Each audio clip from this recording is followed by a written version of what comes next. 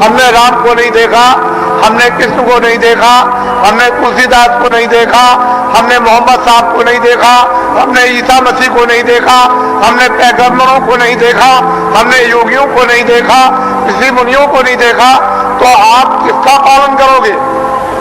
रामायण समझ में आती नहीं, गीता समझ में आती नहीं, कुरान समझ में आती नहीं।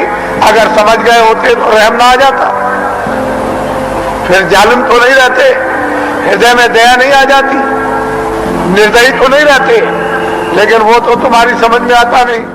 कपड़े के लिए मना किया नहीं, अनाज सब्जी फल दूध घी के लिए मना नहीं किया, मकान के रहने के लिए, कामकाज खेती दुकान दफ्तर मजदूरी के लिए मना नहीं किया।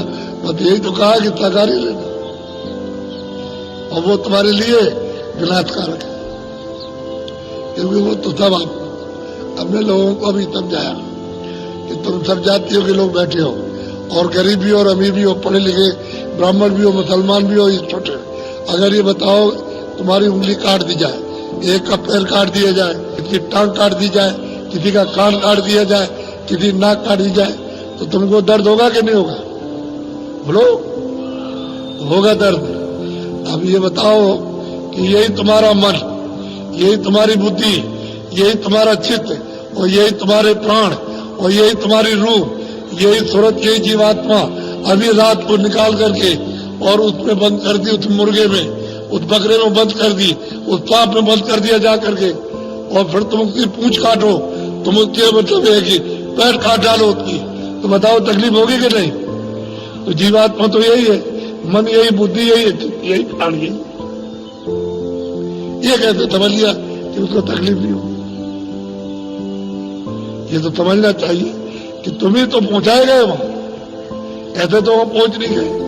वो मिल गई सजा, वो तो सजा भोग रहे, तुम्हारा अधिकार उनको मारने का नहीं है, चाहे पशु हो चाहे पक्षी हो, कोई हो, उसकी बनाई हुई चीज तुम बिगाड़ नहीं सकते।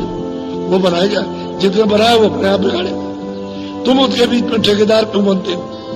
तो फिर आपको सजा मिलेगी, तुमने बनाई हुई हमारी चीज को बिगाड़ दिया, तुमको सख्त सजा मिलेगी। तो बताओ उसकी सजा से बच जाओगे? तुम्हारे पास कौन सा इलाज है? ये आपको बताया जा रहा है। इसलिए ताकारी लो, जीवात्मा पर रहम दया करो, जितना बन सके। एक दाने का बन जाए होता है, नहीं बन सकता, तुम्हारे पास सामर्थ्य नहीं तो कुछ मत करो, तुम मत दो, सीधा सीधा काम। एक दिन में जा रहा था इधर, एक बहता उस पर बोझा लदा तो मार रहा था, तो हमने पूछा, हमने घर क्यों मार रहे? तुमने सोचा है कि बुखार तो नहीं चढ़ा? कि हाँ, ये तो मैंने देखा कि पानी नहीं पिया और कुछ खाया नहीं, तो तुम बोझा इतना लाद के जा रहे, और 10 डंडे दे उसके मुंह में और 10 उसकी टांग में, तो बेचारा क्या कह सकता? तुम मार लगाते हो। अगर तुम्हारे ऊपर बुखार चढ़ जाए और 2 बोरे लाती है जाए, तो बताओ तुम ले जाओगे? क्या लेके? नहीं, तो खोलो, दूसरा ले आओ तुम्हारी, तो उसने खोला गया, तकलीफ है। बड़ी जैसे तुम हो वैसे वो है, तुमको इसमें बंद कर दिया है, और फिर तुम्हारे ऊपर बोझे लाते जाओ 10 डंडे, बताओ क्या होगा?